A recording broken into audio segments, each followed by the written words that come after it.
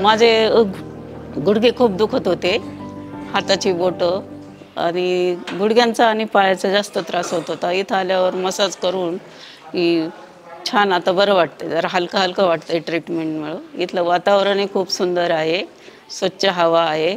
सकाळी पहाटे 4:00-4:30ला उठल्यानंतर 5 वाजता जलनेती, योगामध्ये छान प्रकारे योगा घेतला जातो. आम्ही इथं गेले 8 दिवस आहेत. एकदम मला आता हलकं-हलकं वाटतंय, छान वाटतंय. आणि संध्याकाळी योगा झाल्यानंतर डॉक्टरांचं लेक्चर असतं. हात आणि पायाची बोटं जरा कडक झालेली होती. ती आता मसाज वगैरे करून शेक घेऊन बरे आहेत, म्हणजे व्यवस्थित झाली. वळतात आता हात पायाची बोटं.